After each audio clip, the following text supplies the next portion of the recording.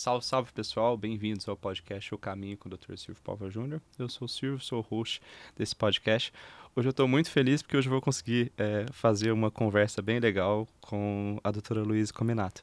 Ano passado a gente teve um evento junto, eu vi uma aula dela, falei, pelo amor de Deus, eu preciso trazer isso para as pessoas, isso é muito legal. A doutora Luísa Cominato, ela é endocrinopediatra, ela é chefe do ambulatório de obesidade infantil do Instituto da Criança do HC de São Paulo.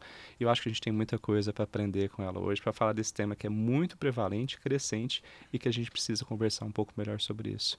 Muito obrigado pela sua presença, pela honra da sua presença aqui conosco. É um prazer. Gostei do convite. Obrigada. Espero que seja uma conversa boa. Sem dúvida vai ser. Doutora Luísa, a gente eu sempre começo o podcast tentando entender como que a gente chegou aqui hoje, né? Por isso que chama O Caminho. A ideia é que a gente compreenda a ideia de como que foi sua adolescência. A gente vai falar um pouquinho sobre natação também, sempre eu falando sobre natação, mas vocês vão ver que ela é uma nadadora exímia também pelos resultados que ela tem hoje na natação master. Me conta um pouco da sua adolescência, até esse processo, assim, eu vou fazer medicina. O que te fez tomar a decisão por ser médica? Sua relação com o esporte, se ela vem antes da medicina ou depois da medicina? Me conta um pouquinho disso. Então, eu nasci no interior, meus pais são de lá, do interior de São Paulo, em Americana. E eu nadava lá, não era... Tive um momento de federado, quando eu ia para Campinas, na natação, mas eu sempre nadei, mas assim, nunca tive resultados expressivos na época da minha adolescência, sempre tive que estudar, né? Sempre foi a grande área da minha vida foi o estudo, eu adoro estudar, eu sempre me dediquei aos estudos. E aí, as minhas amigas que não estudavam tanto foram campeãs brasileiras, enfim, e eu fiquei na medicina mesmo. Eu fiz faculdade, eu entrei direto, né, 17 aninhos lá, entrei direto em 2 faculdades particulares, na PUCamp, que era do lado da minha casa, e em Santos, na FICEMES, né, na Faculdade de Ciências Médicas de Santos. E eu tive muita vontade de sair de casa e eu fui para Santos e fui extremamente feliz lá. Foram 6 anos muito bons na minha vida, aprendi muito, a faculdade excelente e tem um clima de paixão assim pela faculdade. Hoje meu filho está lá, eu tenho um orgulho dele ser também um ficemista.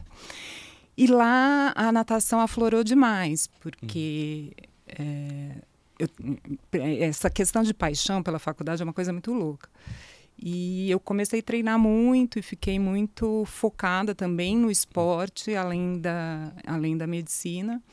E aí tive minhas medalhas intermédias, que são o máximo até hoje. Você competiu em intermédio, então, e tudo mais. Né? Isso é uma coisa legal para ver, que vocês estão vendo aqui, para quem está ouvindo, que sim, participar de atlética, de esporte é uma coisa que é boa, né? Você vê profissionais extremamente bem formados e que hoje são referência na área, que passaram por essa experiência de esporte, então acho que é uma coisa que é bem legal.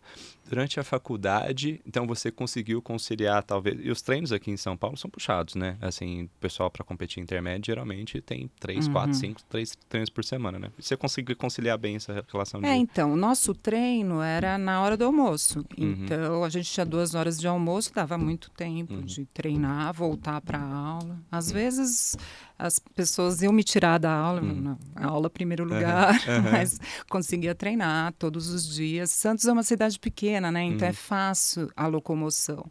Hoje, eles treinam do lado da faculdade. Então, assim, dá para treinar. Ótimo.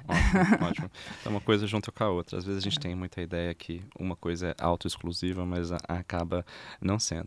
E durante a faculdade, algum momento você deve ter parado para pensar, acho que eu vou ser pediatra, né? Me conta dessa... Por que ter escolhido fazer pediatria como especialidade? Eu entrei querendo pediatria, eu tentei não querer. Queria ser dermato, queria tanto gostar de dermato, mas eu não consegui. Então, eu acho que vem desde a infância. Assim, eu queria ser veterinária, eu gostava de cuidar. E aí, quando eu entrei na pediatria, a pediatria de Santos é muito forte. Tem um professor Jaime Moraves, que foi meu professor, que é um grande mestre pediatra. E aí eu me apaixonei. Aí eu tive a certeza que eu queria pediatria.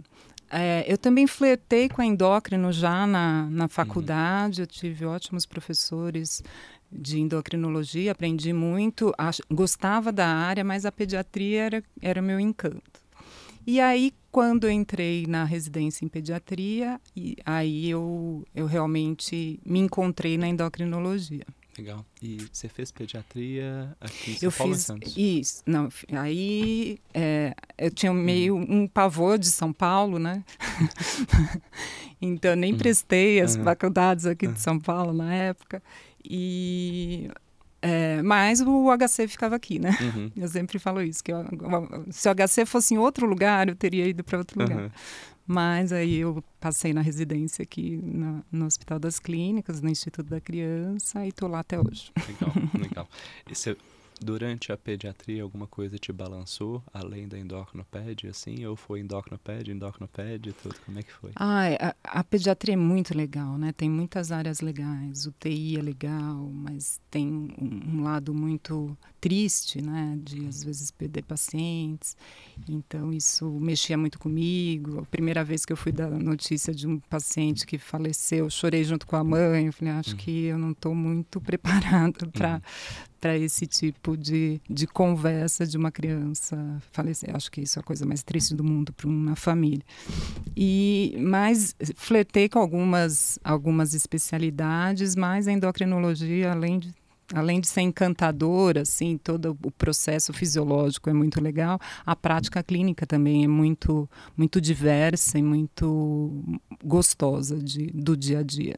Eu imagino que a endocrinopédia é uma das especialidades que mais exige você realmente ser médico, né? Eu brinco que tem coisas que você não precisa ser tanto médico, assim, brincadeiras à parte, mas você precisa muito ser médico, né? Você precisa ver o paciente, tocar o paciente, conversar muito com a família e tudo, com o próprio paciente, entender todo esse processo. Eu tenho essa impressão que é uma especialidade muito rica por causa disso, sem falar de toda a fisiopatologia, que é extremamente complexa, que tem todas aquelas vias de eixos e tudo mais que acabam sendo, talvez, é um pouco diferente, talvez, da endócrino adulto, que a gente vê muito aquela questão metabólica sempre o tempo todo, que não que seja mais simples, é complexo da mesma forma, mas não tem talvez toda aquela complexidade do neurodesenvolvimento, desenvolvimento metabólico ao mesmo tempo que tem na endocrinopediatria, né? Acaba sendo um pouquinho mais complexo. E o grande diferencial é o crescimento, né? Sim.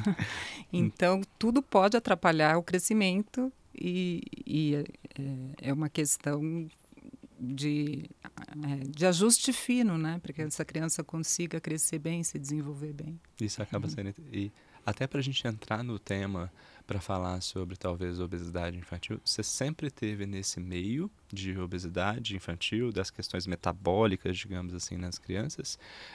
Ou outras áreas também foram do seu interesse a priori do ponto de vista infantil? Então, lá no Instituto, apesar de eu coordenar a obesidade, eu sou médica de todas as áreas, né? Então, eu oriento os residentes em todas as áreas, eu tenho alunos de pós de várias áreas. E eu adoro, no consultório eu atendo muito mais do que só obesidade, né? Aliás, a obesidade nem é meu carro-chefe no consultório, é mais crescimento e puberdade. Então, mas no Instituto da Criança não existe essas áreas em separado, né? A obesidade precisou, porque a obesidade precisa realmente de um olhar diferente, você parar e atender aquele paciente separado do resto das doenças endocrinológicas. Então, por isso que surgiu esse ambulatório em separado. Mas o crescimento, puberdade, tireoide, diabetes também é uma outra questão que precisa de um cuidado mais específico, que também a gente tem um ambulatório separado. Mas o dia a dia da endocrinologia, eu estou lá também. Isso acaba sendo interessante. Eu acho que vocês devem ser médicos muito completos do ponto de vista da clínica, da pediatria, digamos assim. Quando a gente fala sobre talvez obesidade infantil, ou talvez no adolescente também, eu acho que a gente está falando de uma doença de longo prazo, né? É uma doença crônica, muitas vezes. A prevalência disso tem aumentado nos últimos anos? Se a gente for ver, tanto quanto você tem prática clínica, e com certeza você tem dados sobre isso, essa prevalência tem aumentado? E se sim, talvez, o que você acaba atribuindo, você e a literatura médica nesse sentido? Então, infelizmente, no mundo inteiro, a obesidade infantil vem aumentando, então os dados são alarmantes, 175 milhões de crianças estão com obesidade no mundo, e a tendência é que isso em 2030, 2035 dobre para 300 milhões.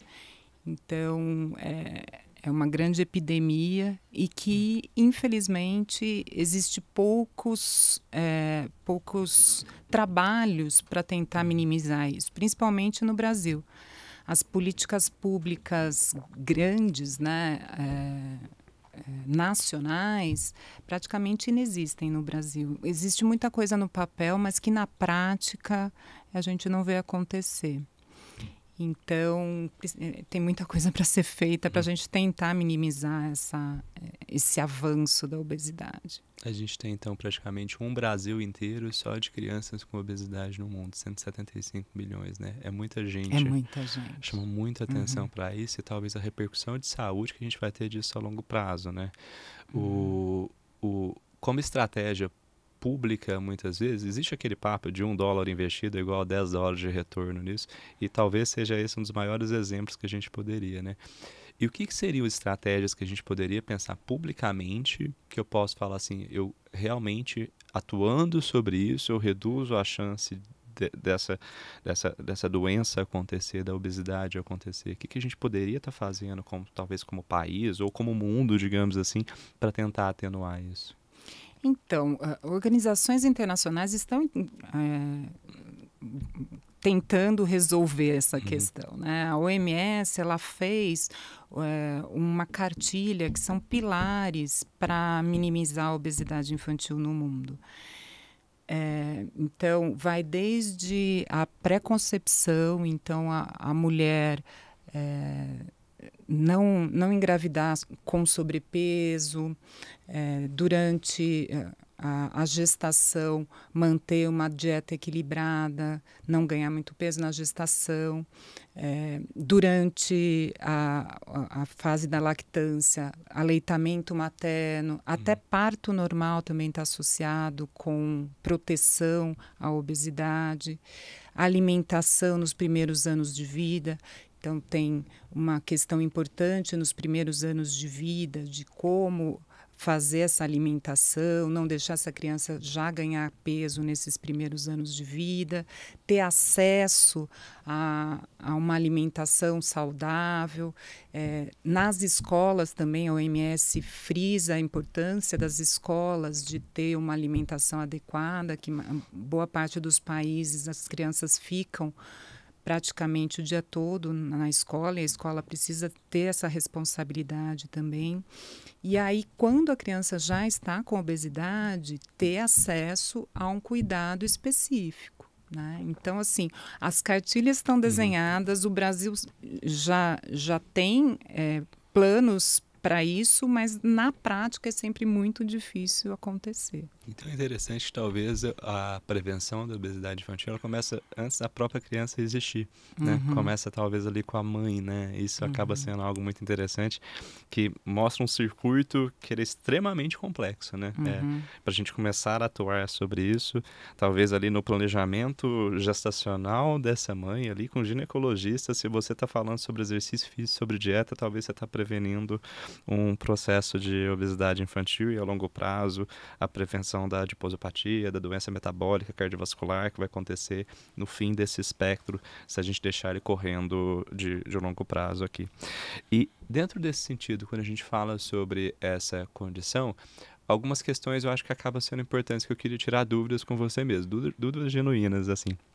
Quando a gente fala, você me falou sobre a exposição alimentar dessas crianças na infância. Então, o aleitamento materno parece ser bem importante para isso, né?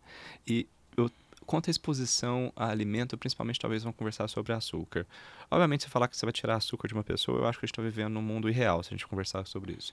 Mas para uma criança, quando que aquele momento você fala assim, não que seja saudável, não, mas ok, talvez você ter um docinho na dieta ali. Existe algum momento certo, check, que você tem essa segurança para falar que tá ok? Me conta um pouquinho disso.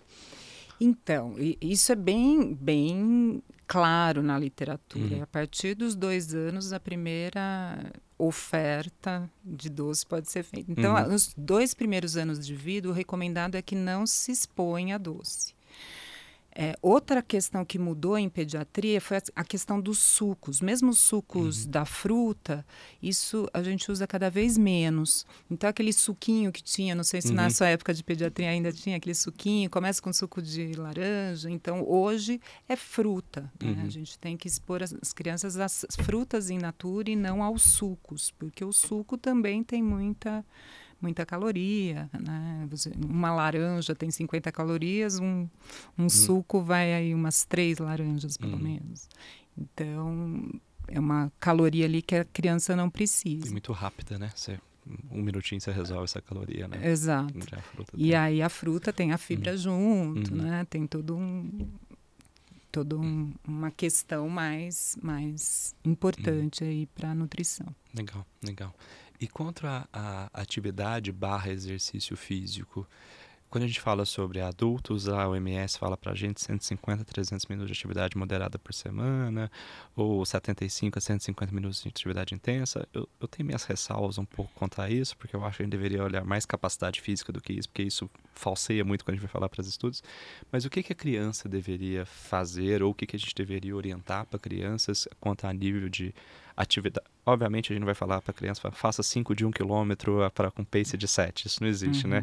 Ela vai ter que brincar, mas qual que seria a recomendação de mínimo ali que a gente deveria ter para uma criança num dia ou semana? Então, em crianças menores, o mais importante é diminuir tela, porque a criança é ativa. Né? Então, se ela tiver, logo que ela nasce, precisa colocar essa criança no chão, precisa deixar ela se movimentar. Então, o período ainda de bebê também é um momento de você estimular a atividade. Já quando essa criança já anda, é importante que ela não tenha tela, porque o recomendado até os 2 anos é que ela não tenha tela, né? E aí essas atividades sejam feitas ludicamente. E para a criança, o ideal, o proposto pelas sociedades, vou tirar essa água daqui que eu vou derrubar ela daqui a pouco. O ideal seria que ela fizesse pelo menos 1 hora por dia, no mínimo 5 vezes na semana. Então, certo. É uma carga alta, sim, mas é que também a criança não é exatamente uma corrida, como você falou. É atividade, é se movimentar. E a criança e o adolescente aguentam mais que a gente, né? A gente não pode ter a mesma cabeça. Ah, não, ele vai cansar. Eu lembro quando eu era adolescente que eu conseguia fazer de treino, de natação. Se eu fizer hoje, eu acho que eu vou internado, assim. O tempo de recuperação, o recovery, a sua capacidade de fazer uma coisa novamente é absurdo. Eu lembro, eu fazia 6 provas de natação num período ali. Ia bem, assim, no outro dia você estava novo de novo hoje. Então, eu acho que a gente que é adulto, muitas vezes vai ficar muito cansado, pelo contrário, né? A gente tem que estimular isso aí de crianças serem fisicamente ativas. A gente tem perdido muito isso com rede social, com internet, com tela, né? Esse eu acho que é um dos problemas que a gente está tendo que lidar, né? Muito fácil acesso a isso, né? Então, isso que a gente tem algo a perder. Tem alguns estudos que eu vejo muito legais, que a capacidade física na adolescência de uma criança associa com até melhores empregos.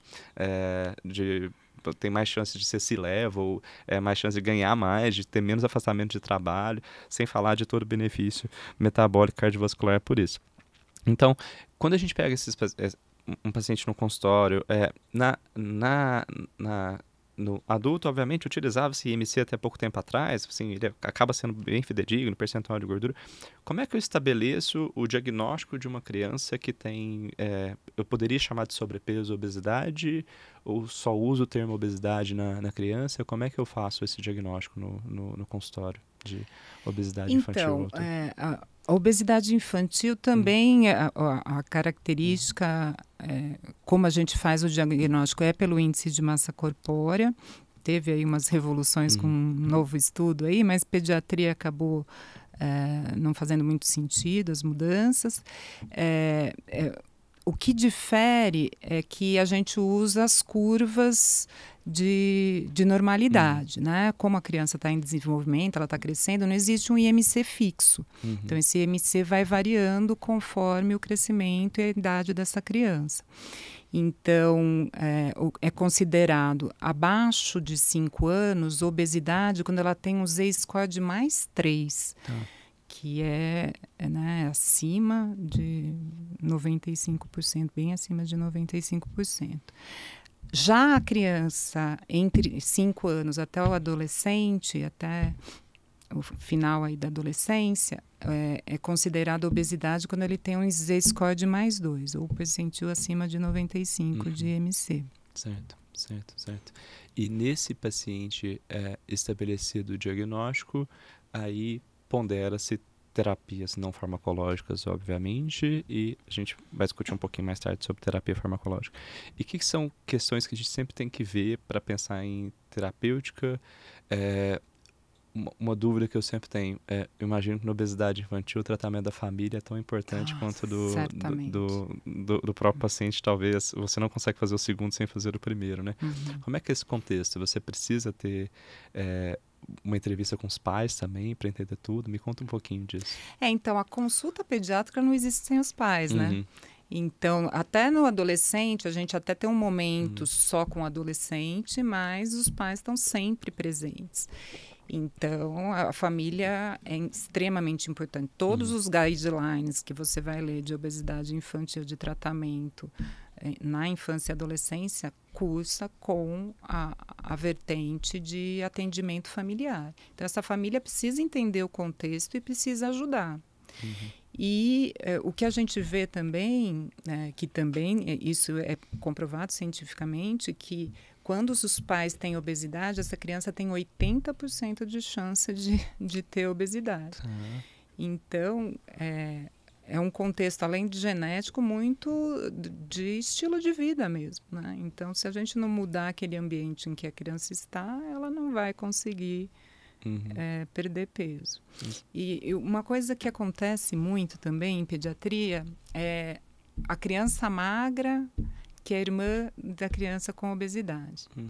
E aí a mãe tem dó do magro, mas o magro também não precisa comer aquela comida ultraprocessada, né? Em algum momento vai ter uma conta daquilo, né? E fazer com que a família entenda isso, muitas vezes é bem delicado. Nossa, imagino que deve ser difícil para fazer essa justificativa dentro de casa mesmo, né?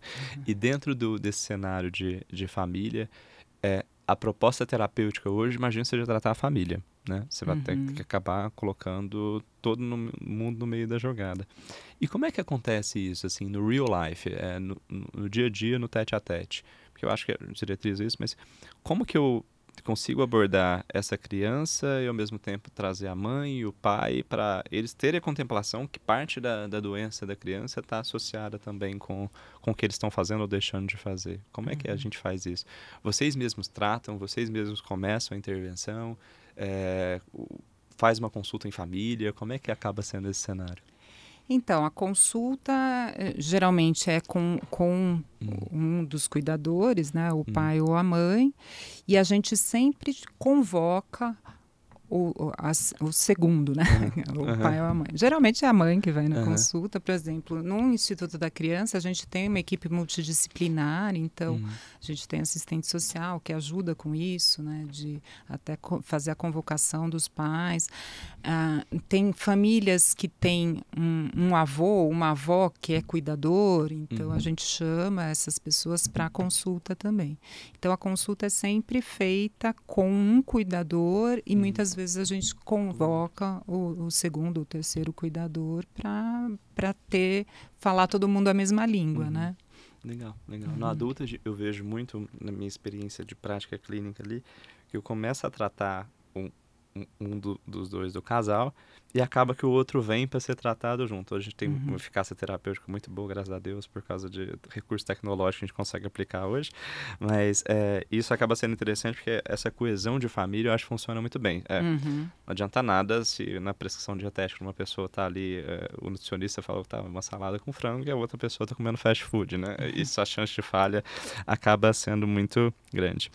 E do ponto de vista dietético, eu acho que é um desafio muito grande, talvez na pediatria, me corrija se eu estiver errado, que no adulto tudo bem, se eu fizer uma restrição calórica de 40%, de 30%, teoricamente ele não tem mais para crescer. Mas a criança tem esse desafio do crescimento também. Imagino que restrições muito grandes podem comprometer isso, né? Como que é essa conta para a gente fazer, não necessariamente o matemático aqui da coisa, mas como que eu vou pensar nessa questão dietética para o paciente, e como que a gente vai alinhar isso para também não fazer uma restrição muito grande para ela no cenário que eu vou precisar de ter uma restrição calórica para perda de peso, de certa forma, mas ao mesmo tempo garantir que o crescimento esteja controlado. Não dá para fazer dieta hipocalórica, né? O que a gente faz na prática é ver o que essa criança está se alimentando e diminuir. Tem crianças que a questão é mais quantidade, tem crianças que é mais qualidade ou as duas coisas. E aí, em geral, a gente começa com quantidade, que é um pouco mais tranquilo de trabalhar, para depois melhorar a qualidade. Mas é um trabalho aos poucos, né? Vai melhorando pouco a pouco essa alimentação, não dá para fazer nada radical. Às vezes existem crianças, principalmente adolescentes, que vão na internet e buscam dietas radicais e que chegam com problemas de crescimento. E tem uma outra questão muito importante na adolescência, que é o risco de transtorno alimentar. Então, isso é uma outra questão muito importante.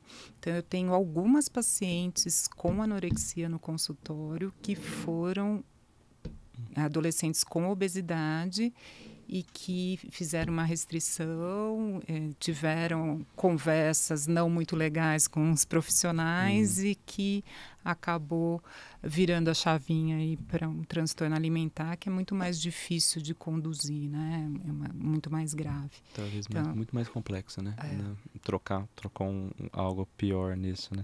Então, eu vejo isso com uma complexidade do tamanho do mundo, assim, porque é uma conta que ela... você tem que, talvez, arrumar o carro enquanto o carro está andando, né? Esse carro está andando, você tem que abrir o motor enquanto ele está fazendo. Então, isso acaba sendo um desafio bem grande. E esses pacientes, vocês orientam essa 1 hora de exercício por dia, ali, de forma geral. Que acaba colocando para eles a rotina de exercício.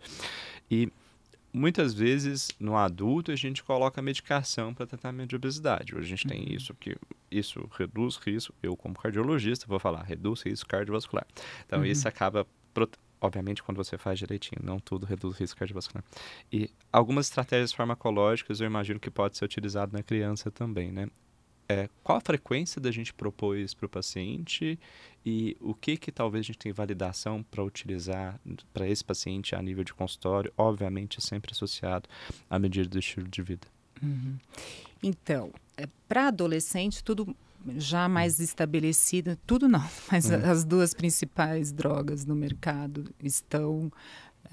pode falar os nomes aqui? Claro. A semaglutida, né? A semaglutida já é aprovada para adolescentes a partir de 12 anos e a liraglutida já tem aprovação mais desde 2020. Então, para 12 anos. Então, isso já é um label para prescrição. No Brasil, a gente tem a sibutramina, que... Para adolescentes, existem vários estudos robustos mostrando eficácia e segurança. Então, em saúde pública, eu acho que é uma droga que tem o seu espaço. No Instituto da Criança, a gente usa muito. Hoje, em consultório, eu uso cada vez menos por causa dessas drogas, mas que o custo é mais alto e muitas vezes... O paciente do hospital... Eu tenho liraglutida para um grupinho de pacientes, sema, estou tentando... Então, em saúde pública é mais... eu uso muito mais... Gente? Sibutramina. A sibutramina. Isso tudo para adolescentes, né? Para criança ainda é um nicho que precisa ser avaliado com moderação. Mesmo a partir dos 12 anos, se eu tenho uma perda de peso muito grande com essas medicações modernas, eu posso atrapalhar o crescimento. Então, mesmo após os 12 anos, apesar de ser liberado, eu tenho que tomar cuidado e avaliar esse adolescente com frequência para ver se a velocidade de crescimento está ok. A menina, a partir dos 12, já está diminuindo velocidade. Agora, o menino com 12 anos, ele vai fazer o estirão ainda. Então, eu tenho que ficar muito atento. Na criança, aí... antes dos 12 anos, aí é mais importante ainda ficar muito atento. O que a gente vê na prática é que existem crianças com obesidade grave com repercussão já cardiovascular, já na infância. Então, essas crianças com obesidade grave, elas merecem algo para auxiliá-las nessa perda de peso. Como a gente estava falando aqui, sem mudança de estilo de vida não tem perda de peso. Então, eu já tive casos de pacientes que usaram a medicação, mas não fizeram a intervenção de mudança de estilo de vida, não perderam peso, né? Então, a medicação sozinha não vai fazer milagre. Mas nessas crianças entre 8 e 11 anos, segundo os guidelines, é uma idade que a gente pode pensar em medicação desde que seja uma criança com obesidade grave, que tenha comorbidades e com alguém com experiência em pediatria, né? Que esteja atento à parte metabólica, mas não só a metabólica, com crescimento e puberdade, né? Que esteja avaliando a criança como um todo. Você me falou um pouco que eu gostaria de ir um pouquinho mais fundo nisso. Como cardiologista, vou puxar para esse lado. Você me falou de repercussão cardiovascular já para essas crianças jovens ali, 8, 9, 10 anos. O que vocês mais veem de alteração que mais chama atenção, muitas vezes? Então, a grosso modo, a gente vê hipertensão. Certo. E meu doutorado foi avaliar risco cardiovascular em crianças pré-púberes. E eu vi que essas crianças já têm fibrinogênio aumentado e elas têm geração de trombina aumentada. Então, essas crianças já têm um risco cardiovascular aumentado já com obesidade grave na infância. E no meu doutorado eu vi que com a perda de peso elas regridem.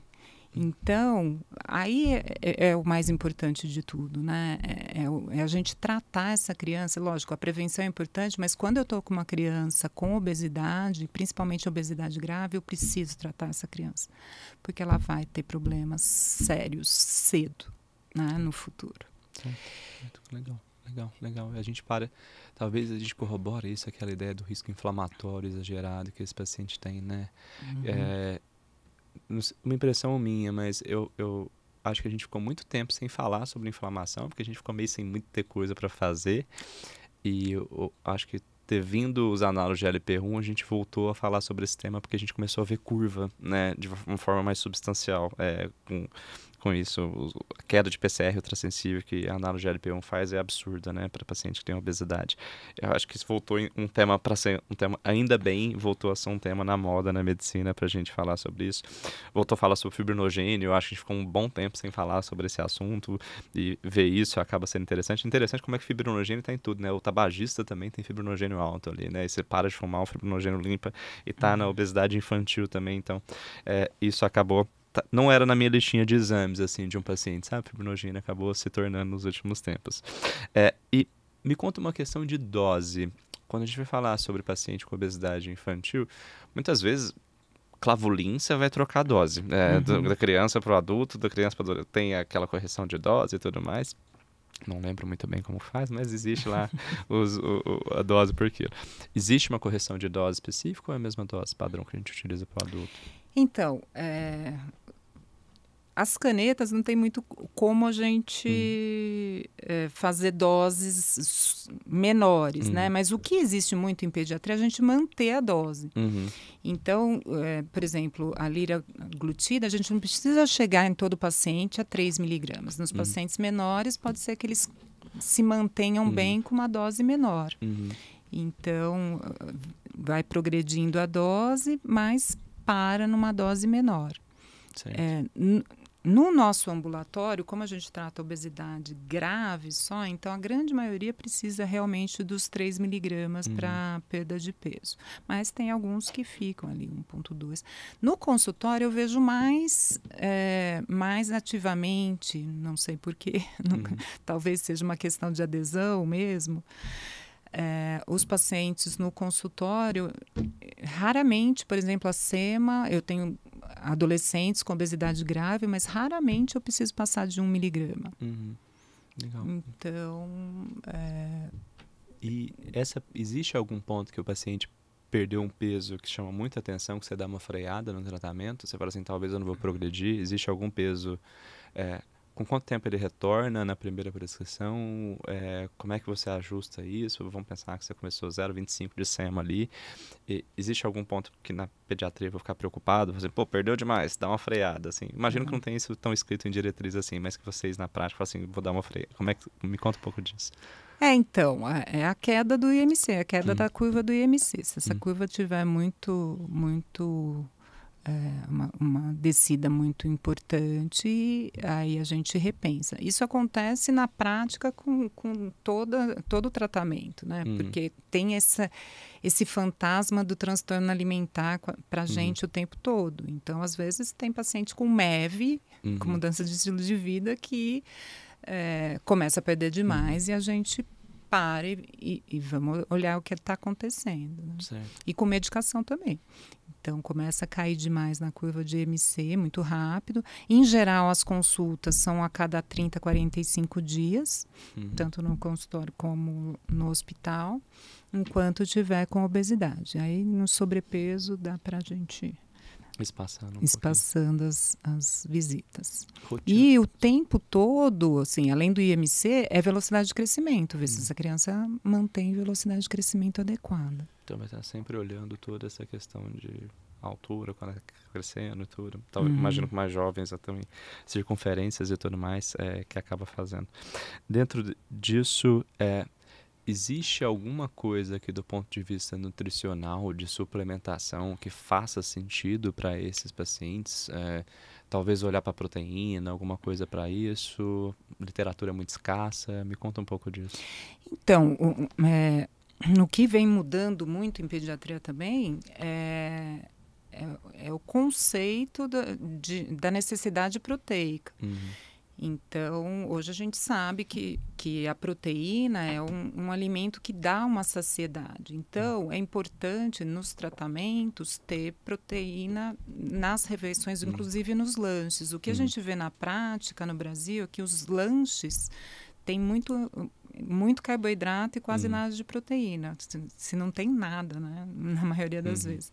Então, sempre ter uma fonte proteica, nem que seja um lácteo, nos lanches é uma diretriz interessante de seguir. Então, a proteína é importante e em pediatria a gente sempre fala que o melhor alimento está na feira, né? No supermercado, enfim. Mas desde que seja saudável também, né? Porque no supermercado tem muita porcaria. Evitar ultraprocessados, isso também é importante. Mas a proteína eu acho que tem um espaço interessante E tem muito alimento aí de fácil acesso com muita proteína, né? Você pegar um leite desnatado vai ter uma taxa de gordura muito baixa com quantidade legal de proteína, né? O próprio whey protein, imagino que para criança não seja problema utilizar, né? Adolescente a gente devia usar bastante, né? Mas assim, criança... então, não tem um problema, mas tem ainda um mito, né? Sobre o whey e tal. E que também o whey é um ultraprocessado, né? Sim, não deixa de ser. Então, se a gente puder evitar e dar um leite, né, algo mais... E um franguinho vai muito bem também, né? Exato. Franguinho tem proteína demais, ou comida boa tá no franguinho. Mas isso acaba ajudando bastante nisso. Obviamente, a gente tem uma limitação de custo muito grande, principalmente num país como o nosso, para a utilização de análogo de GLP-1, né? De falar de lira, de SEMA, são medicamentos caros, né? Para a maioria das pessoas, a gente não tem acesso ainda a essas medicações. Tem, às vezes, protocolo de pesquisa, grandes centros, a gente tem aquele acesso ali que pode fazer, mas não é a coisa que eu vou ter no real life. para uma pessoa que estiver ouvindo a gente aqui, tem um médico de família que às vezes trata pacientes com obesidade, existe alguma outra coisa do ponto de vista farmacológico que em prática clínica a gente acaba ponderando a utilização, alguma coisa nesse sentido, pensando na adiposopatia como também envolvido no mecanismo de resistência periférica insulínica? Tem alguma coisa que vocês utilizam ali para esses pacientes, mesmo que isso não está, né, não é um A de evidência ali, obviamente, mas no tete a tete, no dia a dia que vocês acabam colocando? Então, em pediatria a gente não tem quase nada, né? Então, tem muito estudo com outras drogas, como, por exemplo, a metformina. Então, a metformina para o adulto, ninguém fala para perder peso, né? Mas em pediatria tem muito estudo mostrando perda de peso. E a gente vê na prática também, principalmente com criança. Adolescente já não funciona tão legal. Mas criança... É lógico, pontualmente, você vê o que acontece com cada um deles, mas é uma droga que a gente usa em pediatria. Então, nos guidelines, assim, não sou só eu que estou fazendo isso. Legal. Outra droga que ainda não tem uma evidência robusta na literatura é o topiramato. A grande questão do topiramato, ele é liberado para a criança com epilepsia, então é uma droga que, teoricamente, a gente pode usar em pediatria, não para obesidade, né? Não é para isso que está liberado, mas é uma droga que, em obesidade, ela é muito diversa, a eficácia. Então, a gente vê pacientes que perdem muito peso com o topiramato e tem pouco efeito colateral, mas a gente vê o contrário também. Pacientes que têm muito efeito colateral, sonolência, diminui a atenção na escola. Então, isso é muito individualizado o uso, na minha opinião, do topiramato. Precisa ficar atento, porque tem muito efeito colateral que pode mais piorar do que ajudar. A criança fica mais lentificada, não consegue fazer atividade física. O que a gente quer não vai acontecer. Você passa manteiga no pão e volta tirando o miolo, né? Às vezes. E nos Estados Unidos existe a combinação para o adulto de fentermina e topiramato, né? E aqui, às vezes, eu vejo fazerem uma adaptação de sibutramina topiramato ou um Venvance da vida, Lisdexa mais topiramato, que o pessoal acaba fazendo. Isso se aplica para criança? Para criança, não. Mas para adolescente, sim. Então, é uma técnica que a gente usa, sim. No hospital, a gente tem usado Cibutra com topiramato, para quem não respondeu só com Cibutra, ou respondeu, parou de responder. Então, tem espaço, sim, para uso. Mas eu vou te dizer que não vejo grandes milagres quando a gente associa, não. Mas existe a possibilidade da tentativa. E obesidade é uma doença tão complexa, né, que eu acho que o paciente chega lá de formas diferentes, né? Tem gente que vai de avião, tem gente que vai de trem, tem gente que vai de carro. A gente, às vezes, tem que entender qual que foi o meio de transporte que ele chegou ali, né? Aquela proposta do Acosta, dos fenótipos e tudo diferente de obesidade e tudo mais. E é muito interessante que pacientes respondem muito diferentemente a estratégias totalmente diferentes, né? Você me falou da metformina. Dose para criança geralmente começa com 500? Isso, começa com 500, mas pode chegar a 2 gramas. Em geral, é 2 gramas que é a dose para perda de peso mesmo. E para criança, 7, 8 anos também, 500 miligramas. Aí não tem problema fazer ali, não. Ótimo. Só precisa ter uma progressão para não ter mal-estar, efeito colateral. Justo. Tem uma história, quando eu era residente de clínica, eu ia nos ambulatórios de endócrino lá, que tinha de diabetes. Aí eu dava, às vezes, metformina para os pacientes. Tinha um paciente falando, não aguento tomar isso aqui não, de jeito nenhum, isso aqui não dá e tudo. Eu falei, pô, tá de mentirinha comigo, não quer tomar o remédio, né? Eu lá na minha pretensão que sabia alguma coisa com uma R1 de clínica. Fui e comprei metformina por conta própria, R$8, eu lembro na época. Eu falei, vou tomar esse negócio. Meu Deus do céu. Me deu uma náusea o negócio. Aí eu falei, ok, eu tenho que respeitar de fato o que as pessoas sentem, porque de fato é uma coisa. Mas depois, obviamente que se adapta, né? Eu usei 2 dias só para tirar minha dúvida, como curioso de saúde que eu era na época. Mas isso acaba adaptando. E SGLT2, alguma coisa para criança, para utilização? Só estudo clínico mesmo. Não tem nenhuma nada para aplicação de prática clínica. Mas também se for é para diabetes tipo 2, né? Que tem infelizmente, tem aumentado também diabetes tipo 2 na adolescência. Desses pacientes do ambulatório, qual a prevalência que vocês acabam vendo pré-diabetes e diabetes? É em torno de 5%. É muito, então, né? Pra gente pensar em criança, né? Eu acho que também, na minha prática, acaba sendo... Eu sou um centro de referência, né? Eu acho que vem mais. Sim. Mas tem aquele estudo ERICA, que é um estudo grande, né? De avaliação de hemoglobina glicada, que mostrou um risco alto em brasileiros adolescentes, né? É que eu não sei o que se fez com esses pacientes depois, se confirmou se era diabetes, enfim.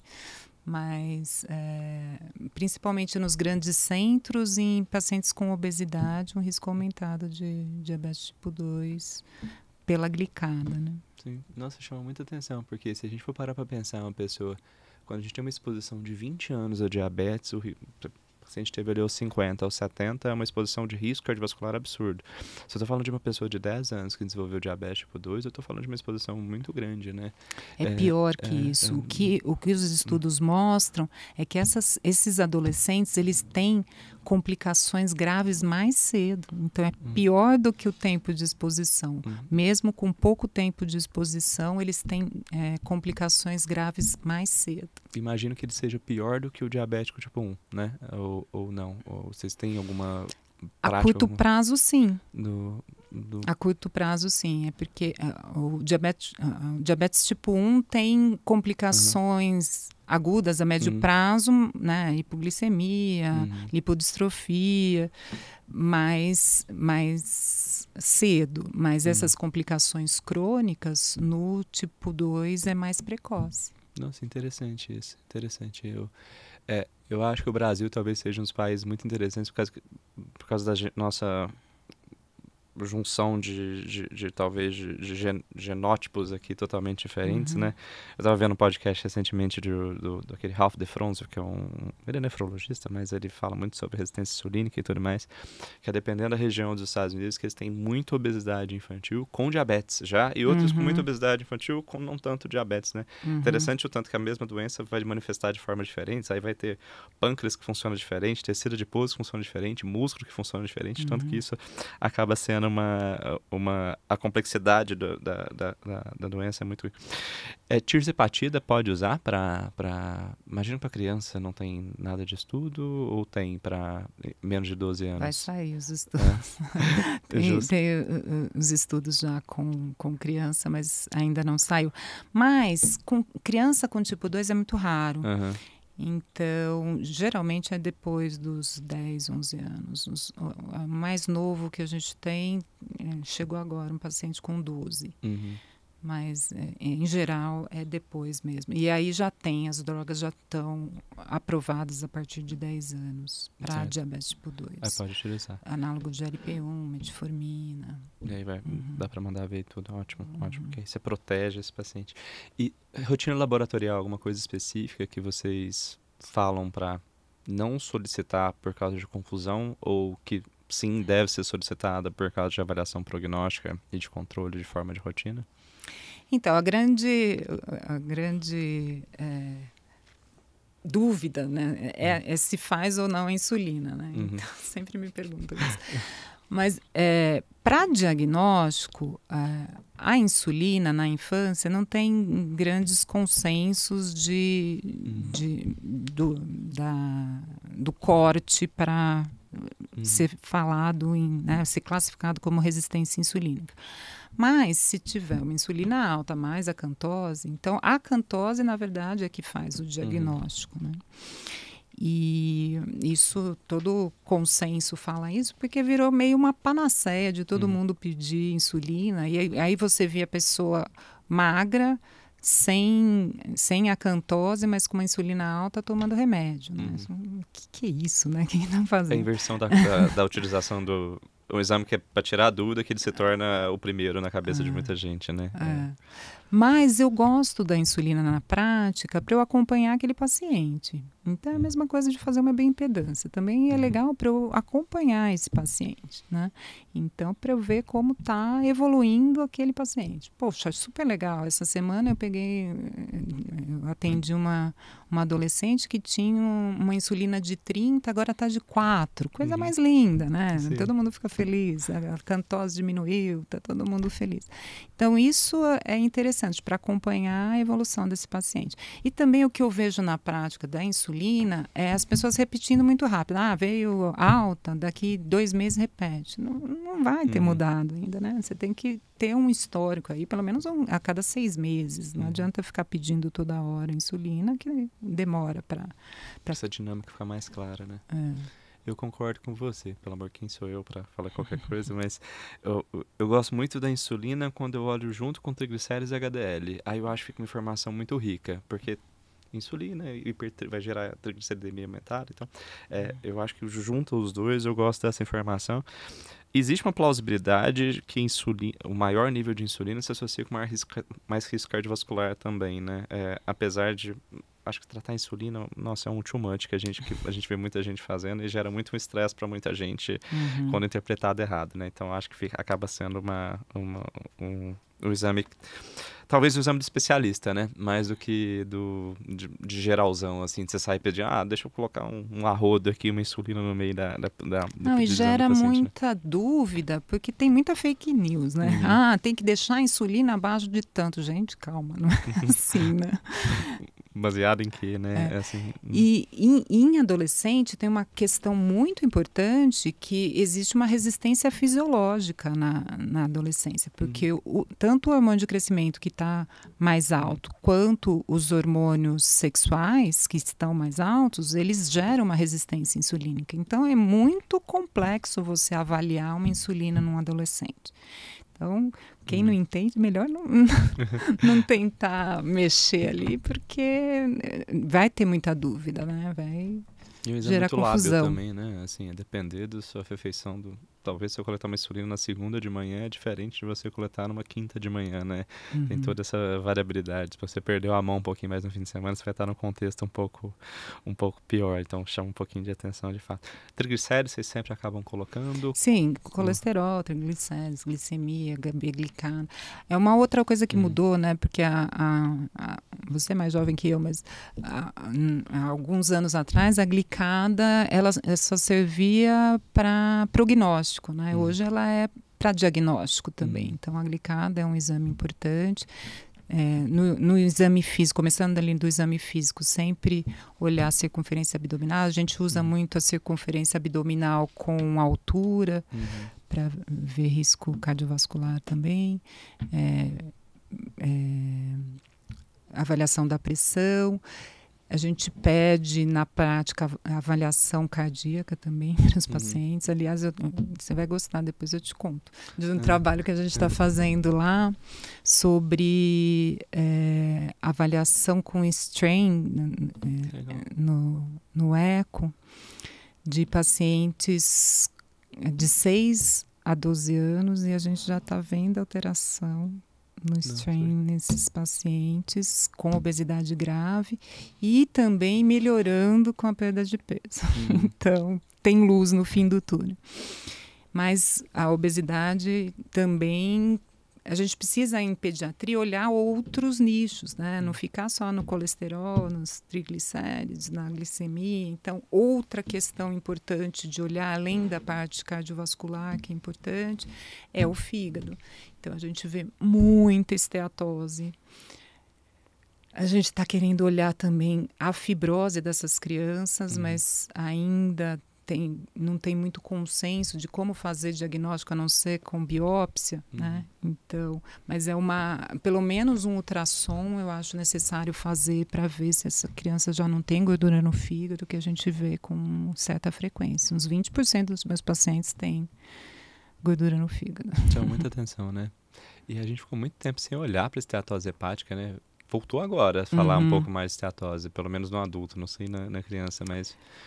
gordurinha no fígado, mas tá tudo bem, todo mundo tá aí. Não é, né? É um problemaço a esteatose hepática, né? Quando tá presente, né? Então, se você já tem na infância, tal do ciclo gêmeo que vocês falam às vezes na endocrinologia e tudo, né? Que se associa com pior resistência insulínica, marcador inflamatório e tudo mais. Então, eu chamo um pouco de atenção. Esteatose hepática no adulto, às vezes se discute a possibilidade de pioglitazona. Usa na criança? Não. Então, é emagrecer. Tá, justo. Eu também, raríssimas vezes eu prescrevi também, porque eu acho que a fisiopatologia não é na deposição errada, né? Mas é principalmente no contexto metabólico completo, né? Que acaba sendo importante.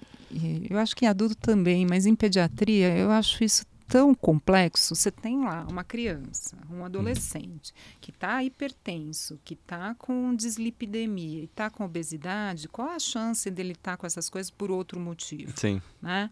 Então, se ele perder peso, vai resolver tudo. Por que eu vou tratar, encher a criança de remédio e não vou dar remédio para ele emagrecer? Né? É um contrassenso. Sim. Então, se ele emagrecer, vai melhorar a pressão, vai melhorar a dislipidemia.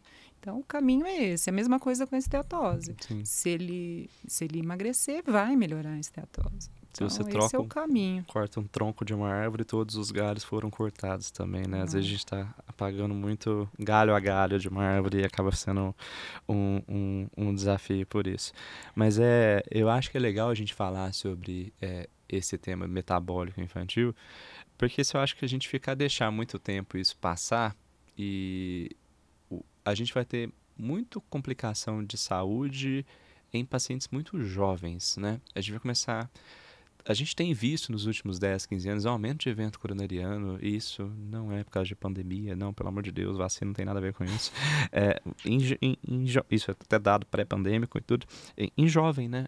Em pacientes mais jovens, e assim, não são aqueles pacientes que eram necessariamente tabagistas, que a gente vê muito, e não necessariamente com colesterol muito aumentado, que é outro público. Aquele paciente metabólico, aquele cara que tem construído há 20, 25 anos esse low-grade inflammation aí de longa data, carregando ali sua esteatose hepática, sua resistência periférica insulínica.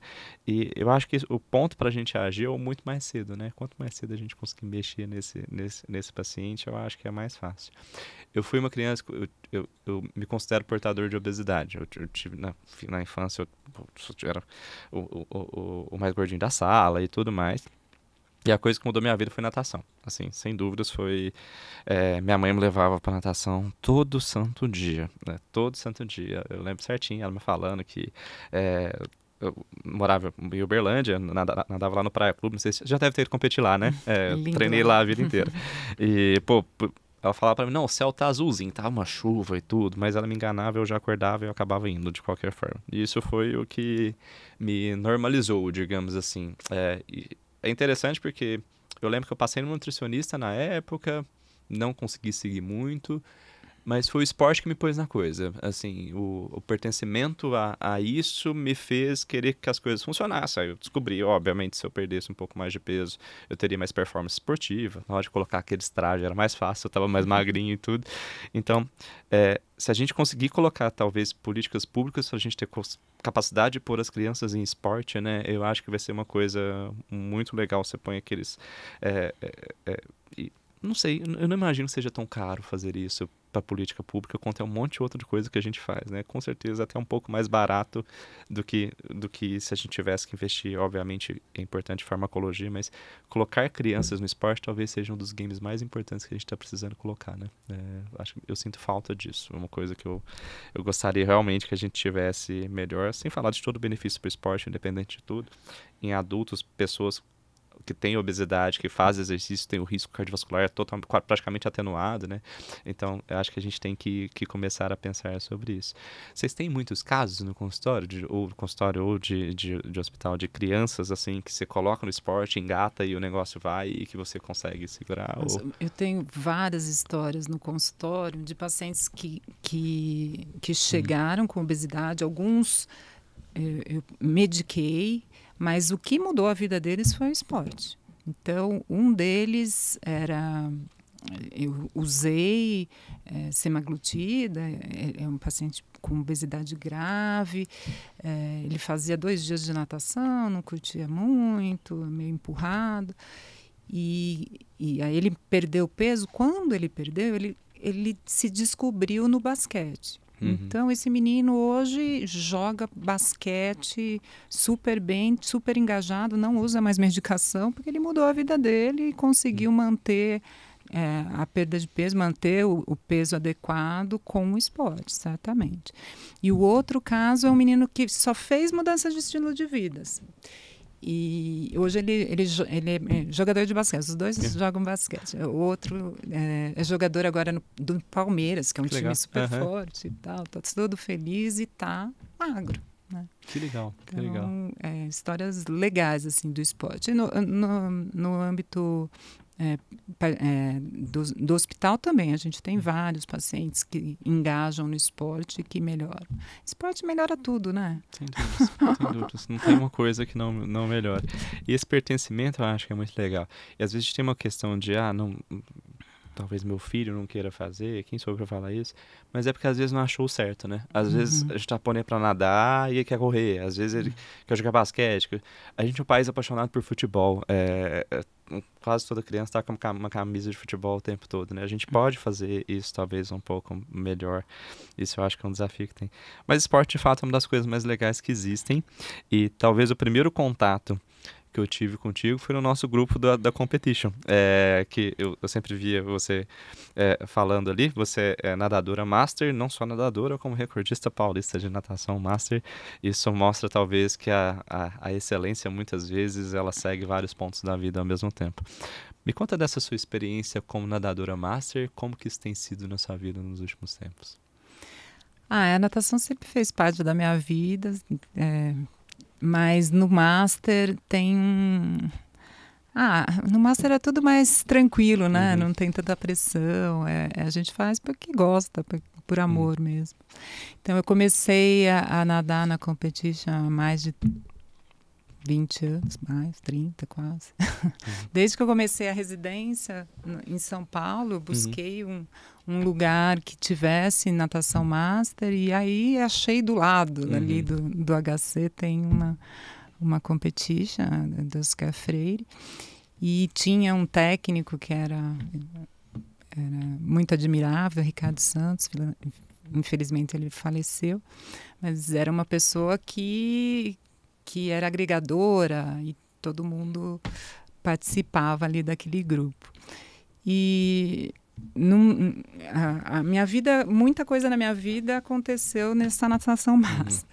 Uma delas, eu estava treinando, batendo perna, aí uma médica do lado, ali tem muitos médicos, né, perto do HC, aí ela é psiquiatra, e conversando, ela me chamou para trabalhar no grupo dela de psiquiatria, que ela trabalhava com anorexia nervosa, a doutora Bassi.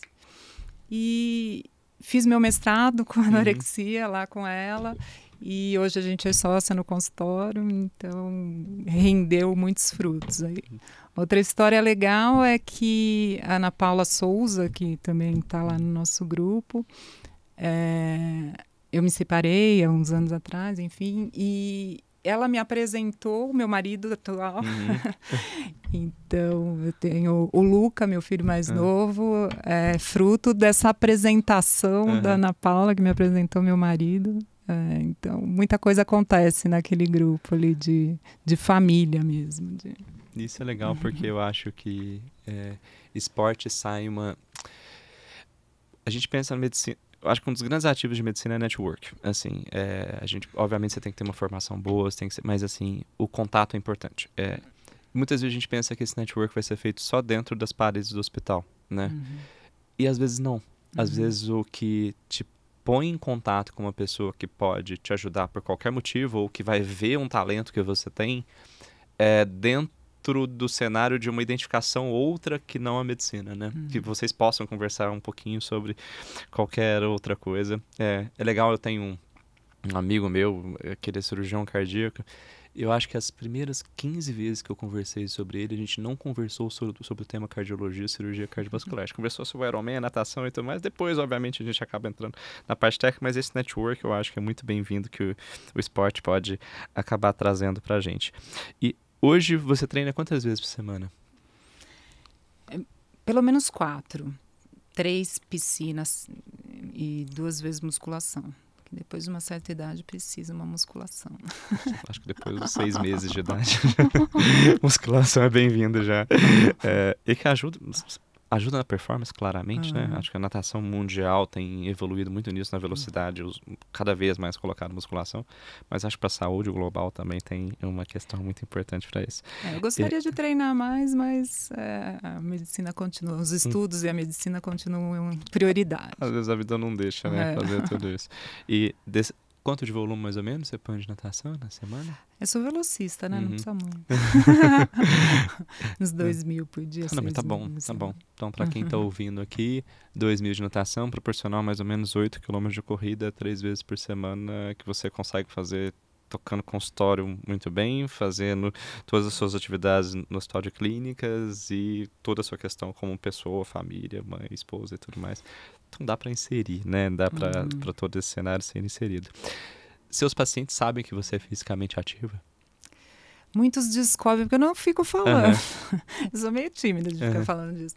Eu não sei também, tinha uma coisa antigamente, eu sou uma época mais antiga, que o médico não podia fazer mais nada, né? O médico tinha que ser...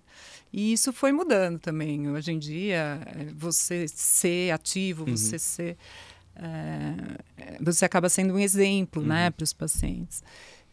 Mas ainda tem um pouco de vergonha, não falo muito não, mas eles vêm nas redes sociais, e eles adoram, acham o máximo nadar, e alguns adolescentes se identificam, eu tenho vários nadadores que passam comigo, então é legal falar sobre isso no consultório também. Eu acho bacana também. Eu como paciente, eu não tenho nenhum médico na minha família.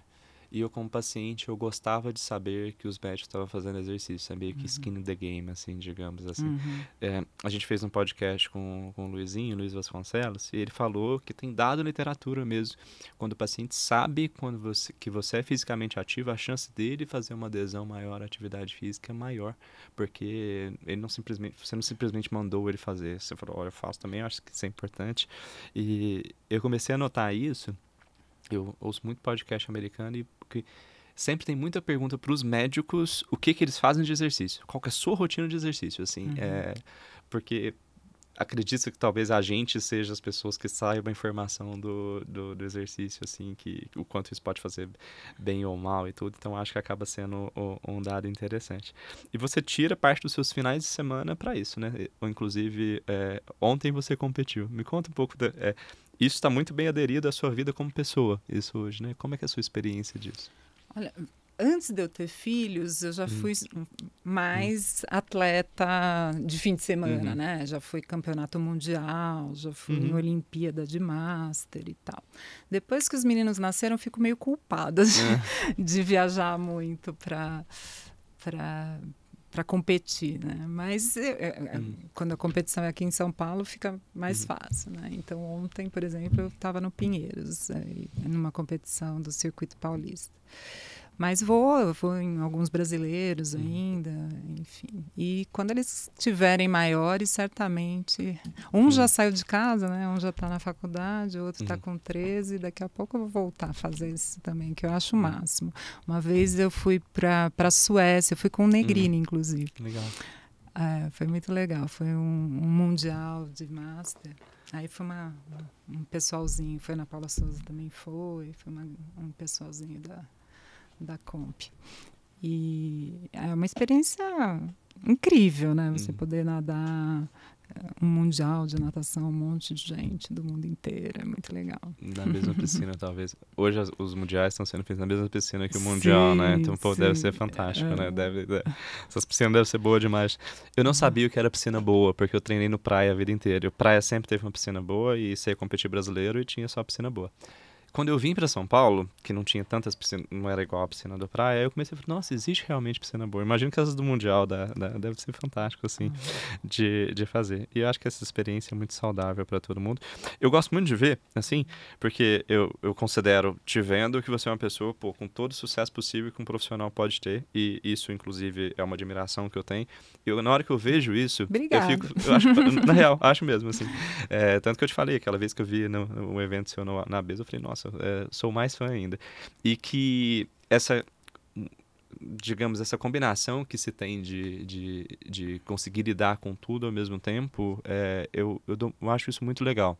Às vezes isso corrobora, talvez, na nossa cabeça de, olha, continua fazendo o seu autocuidado enquanto você aprende a cuidar dos outros, digamos assim. Então, eu acho que esse é um processo importante que é legal de ver, inclusive, parabéns. É muito admirável ver isso. Pô, você é chefe de um ambulatório dentro do principal hospital do Brasil e você é recordista paulista de natação. Qualquer um dos dois já seria muito bom. Fazer os dois ao mesmo tempo, eu acho que é muito admirável e não deixa de ser inspirador. No podcast tem muita gente que ouve aqui que é estudante de medicina, que é residente e tudo. Eu acho que isso traz um conceito legal para as pessoas. Então, é bem legal de ver isso. Parabéns mesmo. É bem massa mesmo.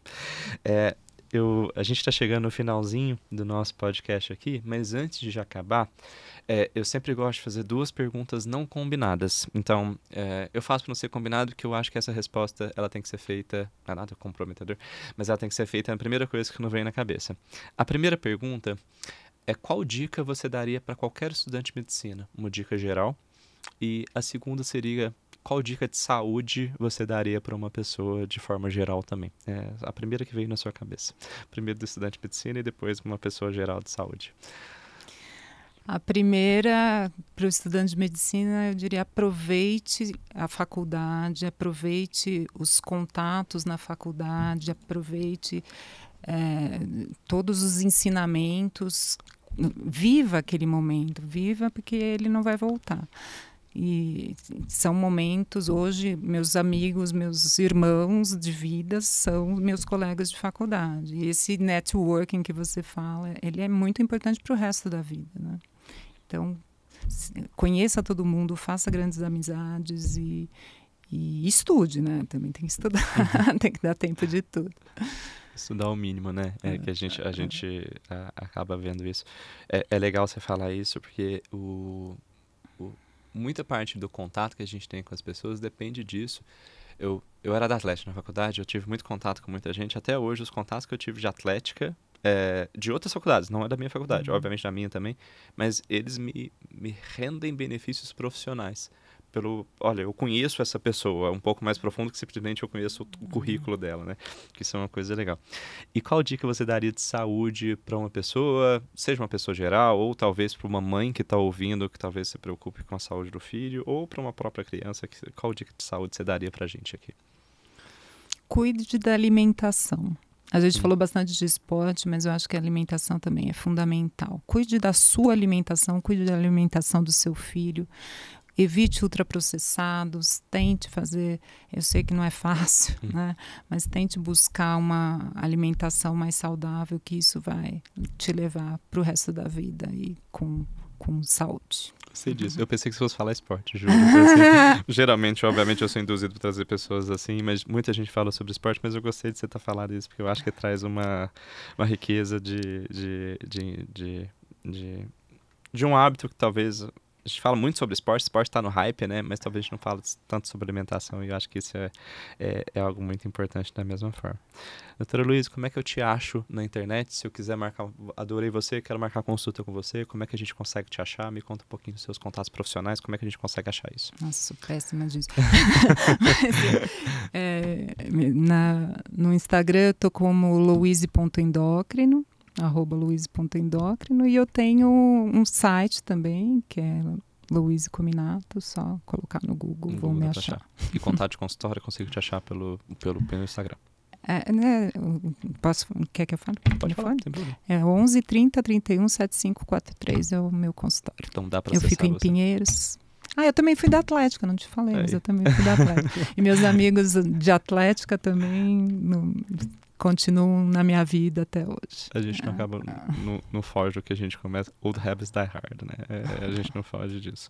Então, é bem legal, a gente deixa o contato aqui, depois a gente deixa, inclusive, na descrição aqui do contato, e a gente marca o Instagram lá também para quem quiser seguir e ver tudo mais, e ver todas as informações. Se quiser acessar a doutora Luísa por consultório, passar em consulta com ela, é fácil através dessa forma. muito obrigado pela sua presença. Obrigada, Mais uma vez eu aprendi prazer. muita coisa hoje. Sempre que eu tenho algum contato com você, eu saio enriquecido. Então isso é uma coisa que eu dou muito valor. Então, muito obrigado pela sua presença de coração. Obrigada. E, pessoal, muito obrigado por estarem aqui com a gente. Espero que vocês tenham ouvido isso com muito gosto enquanto se exercitavam. E bons exercícios para vocês. Quiserem contato com a gente pelo Instagram, @ocaminho com o Dr. Silvio, vocês conseguem achar facilmente. A gente está no Spotify, a gente está no YouTube, totalmente vocês conseguem nos acessar de forma mais fácil do mundo. Para quiser mandar WhatsApp, alguma coisa de parceria e tudo, entra no inbox que a gente consegue conversar sobre isso da mesma forma. Sucesso, bons treinos, exercício, juízo. Tamo junto, sucesso.